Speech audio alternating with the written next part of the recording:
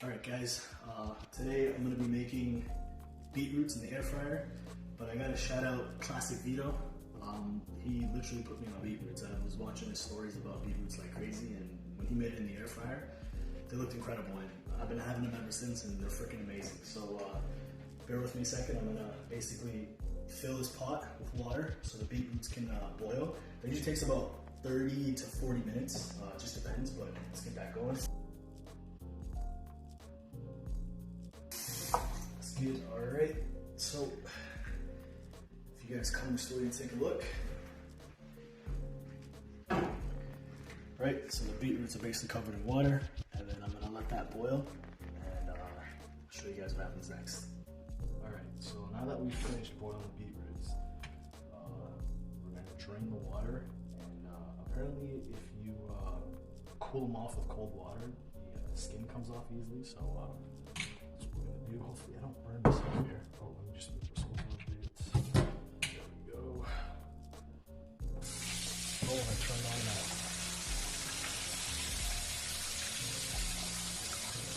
It's like blood. Alright, so just putting some cold water in there.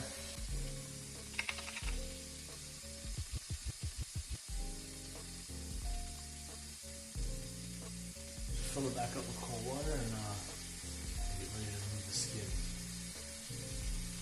But it's easier to handle. Alright, and we're just gonna, as you can see, it comes off very easily now. You're not frying your hands. It's not a pain to take these off, but it does get a bit messy, so be careful. If I don't get any on my t-shirt.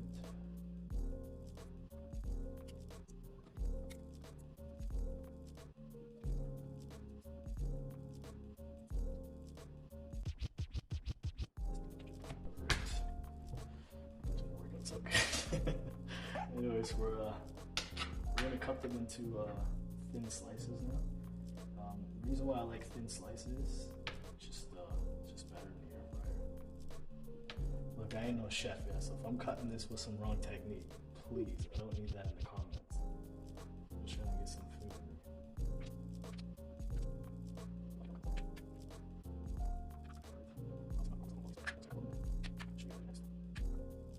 Alright, so now that they're all cut up, I usually season them with some Flavor God seasoning.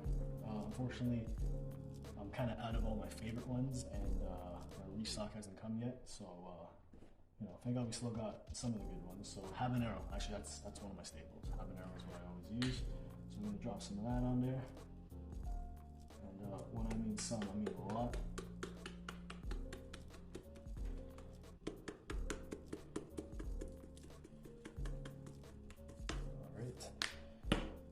I've been using Steak and Shop as well, so it's got like salt in it. It's really nice.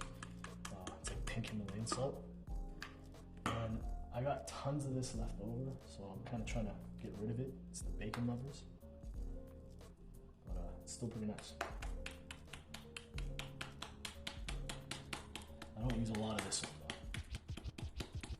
though. Right, and one of the things that I like to do as well is once I have them on the pan, I usually toss on some of them a little bit of cinnamon, and holy jeez, like that little bit of cinnamon with the beetroot is just phenomenal. It's like you're having dessert. It's so good, and that's like it's a little hack as well. But I'm gonna get my hands messy. I'm gonna get right up in there and just get everything all mixed up. All right. I'm just trying to get all of that on everything.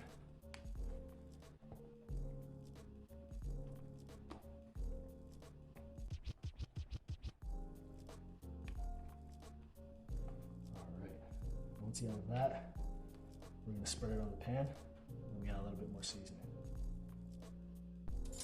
Just spread it on the pan.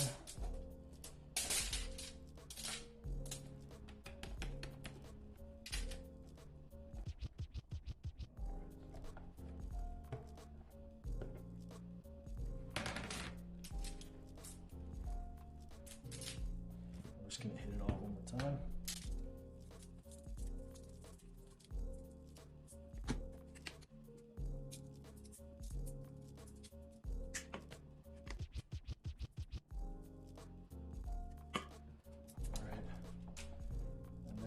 toss a little bit of cinnamon on some of them. It's a little surprise. Some of them are nice and sweet and cinnamony. And we're just gonna toss this in the oven, and then I'll show you guys how it looks once they're out. All right, guys. Now that they're finally out, this is how they look. Some of them are nice and crispy, some of them aren't, but you know, it's good, different textures, and this is how it tastes great. This is what I find is the most enjoyable. You know, if you guys have burgers or wraps, or even your breakfast sandwiches with egg and avocado, you can just toss some of this in there. It's brilliant. I love it. It's amazing. All right, guys. Well, that's how I do my beets. And if you guys try it out, tag me and let me know. And go follow Classic Vito because he put me on these. All right, guys. Peace.